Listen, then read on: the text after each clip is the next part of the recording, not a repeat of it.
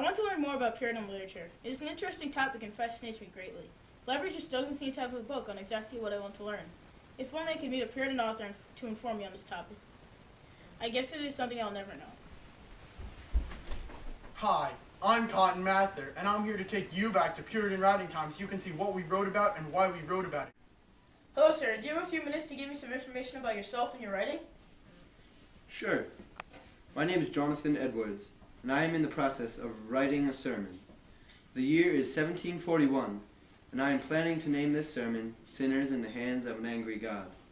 God is holding spiders, or us, attached to strings, above fire, and the only reason he does not drop us is that he loves us.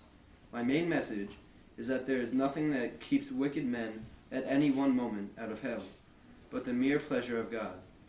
God can cast men into hell at any given moment. The wicked deserve to go to hell, and God should and can destroy them. The wicked should not feel secure, because death could take them at any moment. None should consider themselves safe from God except for those contained in Christ through grace. Thank you, Mr. Edwards. Excuse me, ma'am. Can you please tell me a little bit about yourself? No problem. I'm Anne Bradstreet, and I'm a poet in the mid-1600s. I write about politics, history, medicine, and theology. My poetry is based on observation of the world around me, focusing heavily on domestic and religious themes. I am not well respected in my community because writing poetry is not a proper womanly thing to do. Thank you, ma'am. And you, sir? I don't see why not. I'm Edward Taylor the poet. I write about deeply held religious views. I write in metaphysical style. This means I am in a group of poets of the 17th century that is characterized by inventiveness of metaphors. My work is influenced greatly by the changing times, new sciences, and the new corrupt scene of the 17th century.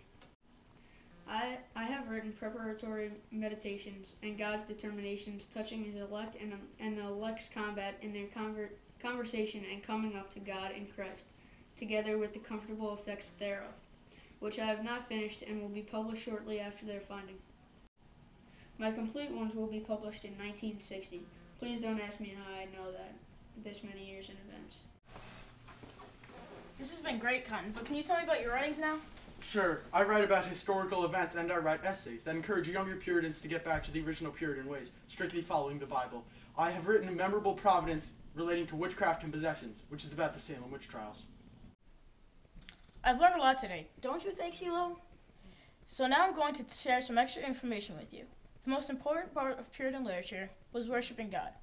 The Bible is often referenced to in works of Puritan literature.